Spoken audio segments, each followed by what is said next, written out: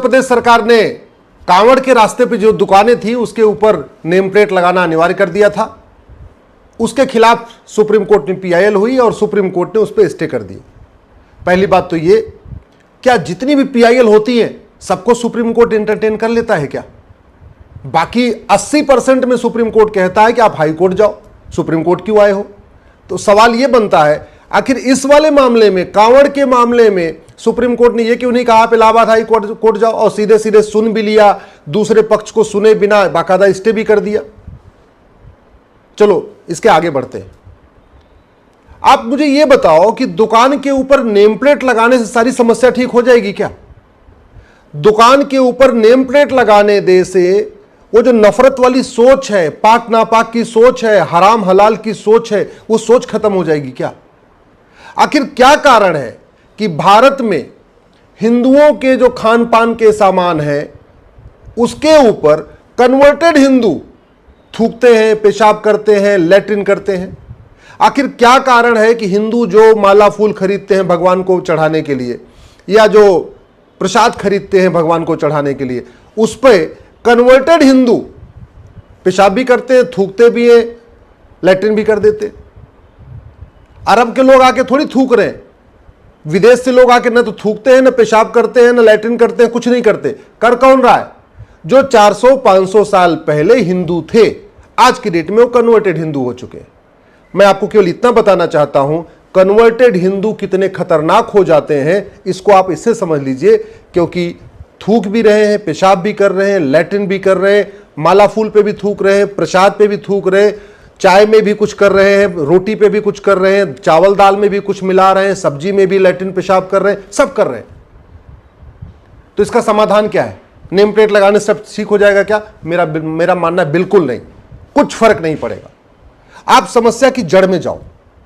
सवाल यह है कि जब बच्चा छोटा होता है वो न तो हिंदू होता है, न मुसलमान, न पारसी, न ईसाई। अल्टीमेटली जब वो बड़ा होना शुरू होता है, जब सोचने समझने लायक होता है, तब वो कोई हिंदू बन जाता है, कोई मुसलमान, कोई पारसी, कोई ईसाई।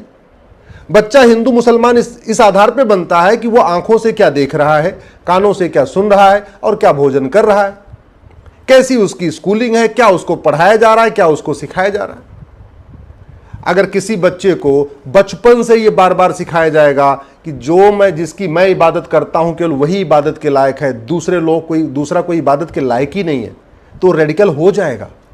अगर किसी को बचपन से ही सिखाया जाएगा कि जिस तरीके से मैं इबादत करता हूं यही इबादत का सही तरीका है, जो दूसरा जो नहीं मानता है वो नापाक है, वो हराम है, उसको मारा भी जा सकता है, उसको काटा भी जा सकता है, उसके ऊपर थूका भी जा सकता है, उसके ऊपर पेशाब भी किया जा सकता है, सब कुछ किया जा सकता है, तो रेडिकल हो जाएगा।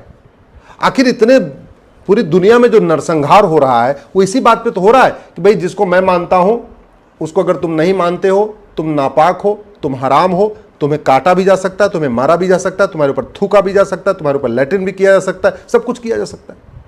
तो ये सोच कैसे खत्म हो जाएगी? दुकान के ऊपर नेम प्लेट लगाने सोच खत्म हो जाएगी क्या? नहीं। वास्तव में अगर इसका अस्थायी समाधान करना है तो सबसे पहले सोच को खत्म करिए। वो मुगलिया स्कूल को बंद करिए, मुगलिया तालीम को बंद करिए, मुगलिया सोच को खत्म करिए। समाधान ऑलरेडी सुप्रीम कोर्ट दे चुका है। 2011 में के श्याम सुंदर वर्सेस स्टेट ऑफ तमिलनाडु में सुप्रीम कोर्ट कह चुका है, 3 जजों की bench, justice JM Panchal, justice Deepak Verma, justice BS Chauhan की बेंच ने कहा था कि 8वीं तक सबको समान शिक्षा होनी चाहिए, शिक्षा में कोई भेदभाव नहीं होना चाहिए।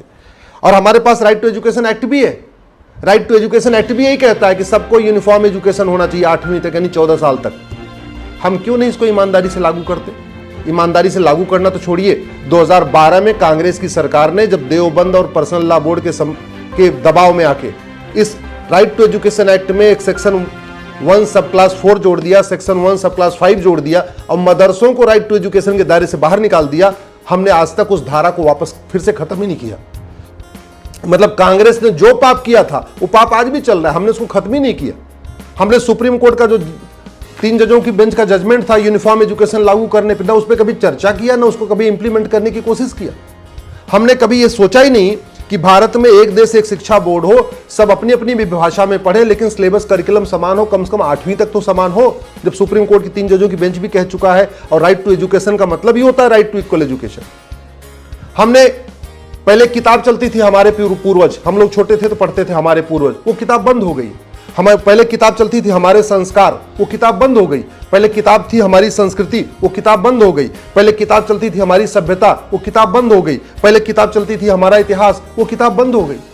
आज की डेट में प्राइमरी के बच्चों को ना हम अपना इतिहास पढ़ा रहे हैं, ना भारत की संस्कृति पढ़ा रहे हैं, ना भारत की परंपरा पढ़ा रहे हैं, ना भारत का ज्ञान विज्ञान पढ़ा रहे हैं, ना भारत का दर्शन पढ़ा रहे हैं। सब कुछ तो गुलामी वाला चल रहा है। जो मुगलों ने स्कूल शुरू किया, मदरसे, वो आज भी चल रहे हैं, उन पे कोई कंट्रोल नहीं। जो अंग्रेजों ने शुरू किया मिशनरी स्कूल, कॉन्वेंट स्कूल, वो भी आज भी चल रहे हैं, उन पे कोई कंट्रोल नहीं। और जो भारत की वैदिक शिक्षा व्यवस्था थी, गुरुकुल शिक्षा व्यवस्था थी, उसको रिवाइव करने के लिए हमने कुछ किया नहीं। तो नफरत रुकेगी कहां से? नफरत तो बचपन में पैदा हो रही है ना। ला इलाहा इल्लल्लाह का मतलब अल्लाह के अलावा कोई इबादत के योग्य नहीं है। हमने कभी इस पर सार्वजनिक चर्चा नहीं किया कि वसीम रिजवी ने जिन आयतों को चैलेंज किया था, उन आयतों में लिखा क्या है, आखिर क्या कारण है कि सुप्रीम कोर्ट में वो आयतें गई थी।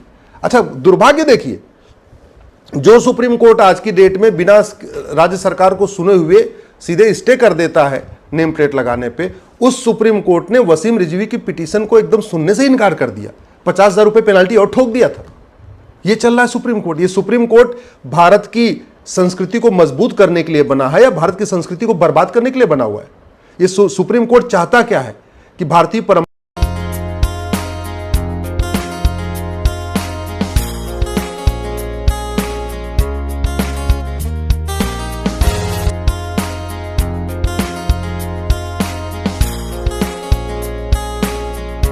भारतीय ज्ञान विज्ञान, भारतीय दर्शन आगे बढ़े या घटे? चलो छोड़ो उसके बाद। और हमने क्या किया? क्या हमने एक अमेरिका की तरीके से एक one nation one federal penal code बनाया क्या? ये अमेरिका का देख रहे हैं ना आप, फेडरल पिनल कोड 150 चैप्टर है इसमें। पूरे अमेरिका में जितने अपराध होते हैं सबके लिए एक एक चैप्टर है इसमें। क्या हमने भारतीय न्याय संहिता में कोई एक चैप्टर ऐसे जोड़ा कि भाई थूकना, पेशाब करना, लैट्रिन करना ये गंभीर अपराध है, जो ऐसा करेगा उसके ऊपर 10 से 20 साल सजा होगी? अगर जितने ढाबे हैं, जितने दुकानें हैं, अगर वहां एक बोर्ड लग जाए कि खान पान की वस्तुओं में मिलावट करना, खान पान की वस्तुओं को गंदा करना, खान पान की वस्तुओं पे थूकना, पेशाब करना दंडनीय अपराध है, इस पे 10 से 20 साल सजा होगी, वो दुकान वाला खौफ में रहेगा, उसके अंदर जो कुक है वो भी खौफ में रहेगा, सारे डर डर के रहेंगे। जितने भी जहां पे जितने भी मंदिर हैं जहां पे माला फूल मिलता है, प्रसाद मिलता है, वहां अगर एक बकायदा नेम प्लेट, एक बकायदी डिस्प्ले बोर्ड हो, भैया फल फूल में मिलावट करना, फल फूल पे थूकना, फल फूल पे पेशाब करना, फल फूल को गंदा करना, ये गंभीर अपराध है, 10 से 20 साल सजा होगी, तो खौफ पैदा होगा। आखिर अरब में, दुबई में, कुवैत में खान पान की वस्तुओं पे, फल फूल के वस्तुओं पे क्यों नहीं थूकते, क्यों नहीं पेशाब करते, क्यों नहीं लैट्रिन करते? भारत में क्यों कर रहे? चीन में, जापान में, सिंगापुर में क्यों नहीं थूकते, क्यों नहीं पेशाब करते, क्यों नहीं लैट्रिन करते? भारत में क्यों कर रहे? हम क्या कर रहे? एक नेम प्लेट लगा दो जी, नेम प्लेट। अरे नेम प्लेट लगाने से क्या हो जाएगा? उस सोच को क्यों नहीं मारते? आचार्य चाणक्य कहते थे अपराधी सोच को खत्म करो, अपराध अपने आप रुक जाएगा। गांधी जी भी यही कहते थे, अपराधी को मारने से पहले पहले उस अपराधी सोच को खत्म करो। हम उस नफरती सोच को खत्म करने पे कोई काम ही नहीं कर रहे। वो जो नफरती सोच है, वो जो डेवलप हो रही है, उसको कैसे रोका जाए, उस पर कोई काम नहीं कर रहा। हम क्या करें? नेम प्लेट लगा दो। अरे भैया, ये समाधान नहीं है। समाधान है कि ये जो भारत की न्याय संहिता है ना, इसको बड़ा करके one nation one penal code बनाया जाए, यानी जितने भी अपराध हैं उसको सब में इसी में शामिल कर लिया जाए। एक चैप्टर इसी में होना चाहिए, खान पान की वस्तुओं को गंदा करने पे गंभीर अपराध होगा, 10 से 20 साल सजा होगी। देखिए, खौफ पैदा होगा। शिक्षा में संस्कार हो, कानून का खौफ हो, मिलावटखोरी बंद। शिक्षा में संस्कार हो, कानून का खौफ हो, थूकना बंद। शिक्षा में संस्कार हो, कानून का खौफ हो, पेशाब करना बंद। शिक्षा में संस्कार हो, कानून का खौफ हो, ये जो दाल में, सब्जी में, हलवे में जो लैट्रिन की जा रही है बंद हो जाएगी, 100% बंद हो जाएगी। लेकिन पहले शिक्षा में संस्कार तो देना पड़ेगा। हम आर्टिकल 11 कहता है एक भारतीय नागरिकता संहिता बनाइए, यूनिफॉर्म सिटीजनशिप कोड बनाइए, और सिटीजनशिप देने और सिटीजनशिप लेने की कंडीशन तय कर दी। हमने आज तक कुछ बनाए नहीं। हमने आज तक एक नागरिकता कानून नहीं बनाया जिसमें यह लिखा हो जो भारत को नहीं मानेगा, भारत की संस्कृति को नहीं मानेगा, भारत की परंपरा को नहीं मानेगा, भारत के ज्ञान विज्ञान को नहीं मानेगा, भारत के दर्शन को नहीं मानेगा, उसकी नागरिकता खत्म कर देंगे। ऐसा हमने कानून बनाया नहीं। संविधान का आर्टिकल 11 कहता है ऐसा होना चाहिए, हमने नहीं किया। संविधान का आर्टिकल 14 कहता है equality before law, equal protection of law. आज तक हमने one nation one police code बनाए नहीं। तो यूपी की पुलिस अलग तरीके से काम कर रही है, बंगाल की पुलिस अलग, केरला की पुलिस अलग। खौफ पैदा करना है तो यूनिफॉर्म पुलिस कोड बनाना पड़ेगा, खौफ पैदा करना है तो यूनिफॉर्म जुडिशियल कोड करना पड़ेगा, खौफ पैदा करना है तो यूनिफॉर्म एजुकेशन कोड बनाना पड़ेगा। और सबसे बड़ी बात ये, हमने माइनॉरिटी कमीशन बना दिया, माइनॉरिटी फिल्म मिनिस्ट्री बना दिया। माइनॉरिटी कौन होगा कहीं लिखा ही नहीं है। अरे कोई करोड़ों की जनसंख्या माइनॉरिटी थोड़ी होती है। माइनॉरिटी वो होती है जिसकी जनसंख्या 1% से कम हो। माइनॉरिटी वो होती है जो सामाजिक रूप से बिल्कुल पिछड़ा हो, कोई सामाजिक वजूद ना हो।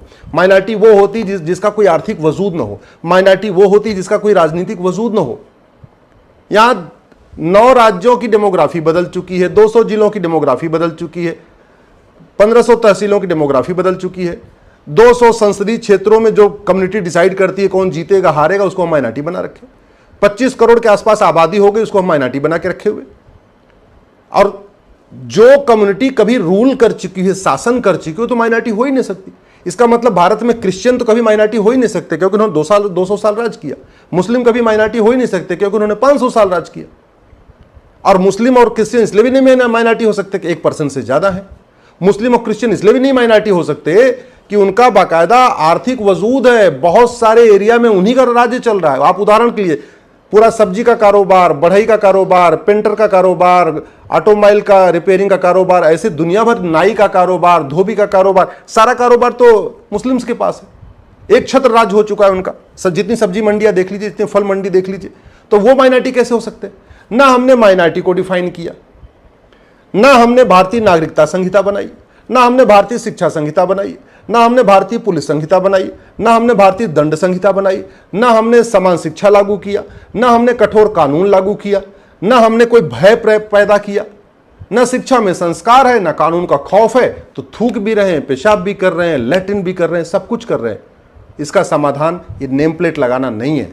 समाधान है कानूनों को बदलना, कानूनों को परिवर्तित करना, समान शिक्षा, समान नागरिक संहिता, समान दंड संहिता, समान पुलिस संहिता, समान व्यापार संहिता लागू करना, समान नागरिकता संहिता लागू करना। यह अस्थायी समाधान है, बाकी सब टेम्परेरी है।